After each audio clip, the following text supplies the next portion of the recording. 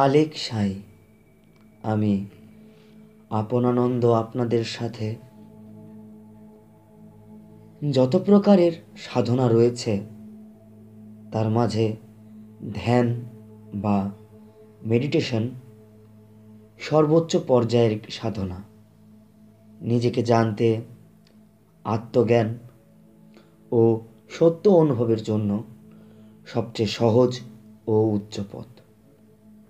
Meditation বা ধ্যানে যখন কেউ অনেক গভীরে প্রবেশ করে, যখন অনেক ডিপলি বা অনেক গভীরে কেউ যায়, নর্মালি প্রথমে হার্টবিট শোনা যায়, হার্টবিট ফিল করতে পারে, তারপরে নার্ভ বিট ফিল করা যায়, এরও পরে আরও গভীরে কিছু শব্দ শোনা যায়। এই শব্দগুলোর মাঝে ধ্বনি বললেও ভুল হবে, একটা তরঙ্গের মতো গভীর সাউন্ড শোনা যায়, যাকে অনাহত ধ্বনি বা অনাহত নাদ ধ্বনি বলা হয়। একে অনেকেই সহস্রারে কৃষ্ণের বাঁশি বলে আখ্যায়িত করে থাকে। অনাহত এজন্য বলা হয় কারণ কোনো কিছুর আঘাতে এটা তৈরি হয় না। হত হচ্ছে দুটি বস্তুর মিলনে বা দুটি বস্তুর আঘাতে উৎপন্ন তরঙ্গ বা ধ্বনি, আর অনাহত যা এককভাবে উৎপন্ন ধ্বনি। অনেকেই ওঙ্কার ও হুঙ্কারকে এক করে ফেলেন। অনেকেই হুঙ্কারকে অনাহত নাদ মনে করেন। হুঙ্কার আর ওঙ্কার এক নয়। হুঙ্কার আর ওঙ্কার দুটি আলাদা। হুঙ্কার বলা হচ্ছে হুকার বা হুকে বলা হয় হুঙ্কার। হুঙ্কার আঘাতে উৎপন্ন হয়, তাই হুঙ্কারকে হতনাদ বলা হয়। অর্থাৎ যাহা হত বা আঘাতে উৎপন্ন হয় তাকে হতনাদ বলা হয়। আর ওঙ্কার আঘাতে নয়, এককভাবে উৎপন্ন হয়, তাই একে অনাহত নাদ বলা হয়। অর্থাৎ যাহা হত বা আঘাতে উৎপন্ন হয় না। ওম বা ওঙ্কার এমন একটি ধ্বনি, এটাকে বর্ণ বা শব্দ বললে ভুল হবে। ওম মূলত ওম নয়,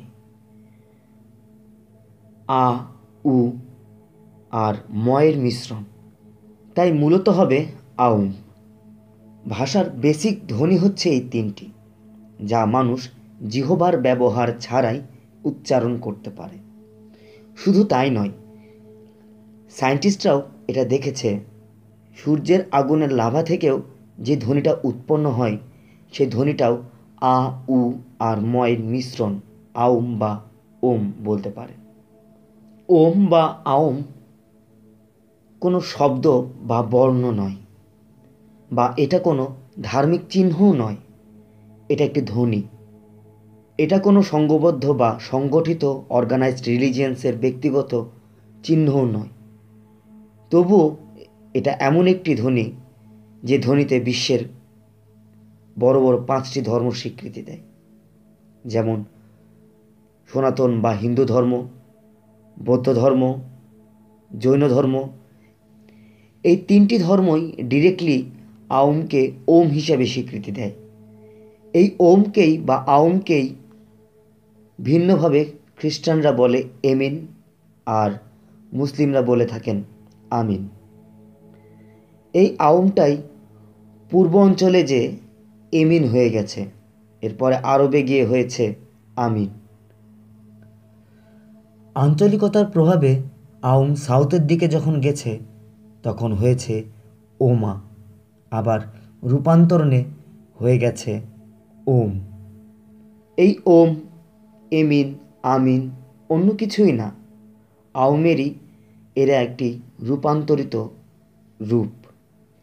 মূলত শব্দটা হবে আউম, কিন্তু ভাষা আর স্থানের পরিবর্তনের জন্য বিভিন্নভাবে রূপান্তর হয়ে গেছে। ধ্যানের গভীরে যখনই নিজের অন্তরের নিকট কেউ পৌঁছায়, তখনই এই 3টি ধ্বনির মিশ্রণ নিজের ভিতরে পূর্ণরূপে শুনতে পায়। তাই যখনই সাধক অন্তর্যাত্রা বা নিজের মাঝে ডুব দিয়েছে আর নিজের নিকটে এসেছে, তখনই সাধকেরা নিজের আত্মার শাশ্বত ধ্বনি শুনতে পেয়েছে। কিন্তু অনেকবারই এই ধ্বনি ক্যাচ করার ক্ষেত্রে দেখা গেছে সাধক আ এবং ময়ের অর্থাৎ প্রথম এবং শেষ ধ্বনি সাধকরা পরিষ্কার বুঝতে পারলেও মাঝে উটা উজ্জ্বই থেকে গেছে, আর রূপান্তরণে হয়েছে ওমা, ওম, এমিন বা আমিন। ওম বা ওঙ্কারকে অজপা নাম বলা হয়, যা জপ করা যায় না। লালন সাজির ভাষায় বলতে গেলে আপনি বাজাই আপনি বাজে, বা অজপাতে নাম জপিছে এবার। এই অজপা নাম সবারই 24 ঘন্টা ধরেই বাজে, কিন্তু আমাদের কারোরই খবর নেই।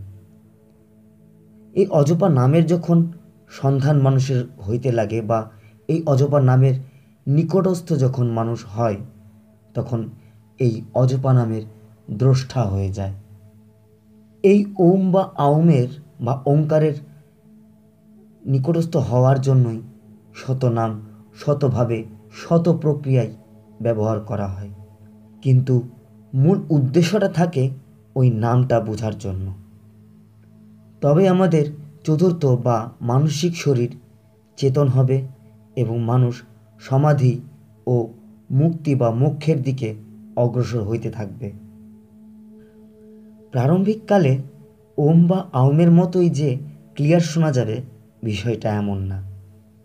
প্রথমে নীরবতার সাউন্ড থাকে, যেমন মানে চারিদিকের খাখা একটা শব্দের মতো, যেন চারিদিকে খুব নীরব বা শূন্যতা বিরাজ করছে, মৌমাছির গুঞ্জনের মতো রাতের আধারের। ধীরে ধীরে এই শব্দের গভীর থেকে গভীরে প্রবেশ করলে একটা একক ধ্বনির মতো শোনা যায়। আর এই ভেতরের শব্দটা শোনার জন্যই বাহিরে মন্ত্র উচ্চারণ করে ও বিভিন্ন যোগের মাধ্যমে শত নাম বা শত মাধ্যমে এই এক ওঙ্কারকেই অনুভব করার চেষ্টা করা হয়।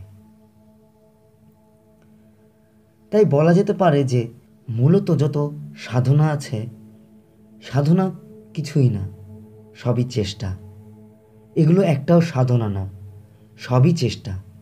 আর মূলত সাধনা বলতে যেটাকে বোঝায় সেটাকেও আবার সাধনা বলা যায় না, সেটা হচ্ছে দ্রষ্টা। ওম বা ওঙ্কার বলতেই আমাদের মাথায় প্রথমেই ওম অক্ষরটি চলে আসে। আসলে ওম কোনো অক্ষর না, আউম বেসিক ধ্বনির মিশ্রণ। এটা কোনো ধর্মের চিহ্ন নয়, শাশ্বত একটি ধ্বনি। নিজের অন্তরে যার দ্রষ্টা হতে পারলে সত্য দর্শন সম্ভব। তাছাড়া আউম উচ্চারণের সার্কেল ক্রিয়েট করতে পারলে শারীরিক সুস্থতা ও এনার্জি পাওয়া যায়। এই পদ্ধতি বিষয়ে পরে কোনো ভিডিওতে আলোচনা করা যাবে। আমার কথাগুলি ধৈর্য সহকারে শোনার জন্য আপনাদের অনেক ধন্যবাদ। অবশেষে আপনাদের সকলের প্রতি প্রেম ভক্তি রেখে শেষ করছি। আমাদের আপন দর্শন চ্যানেলের ভিডিওগুলি ভালো লাগলে লাইক করুন, সাবস্ক্রাইব করুন, শেয়ার করুন। ধন্যবাদ। আলেক শাহী।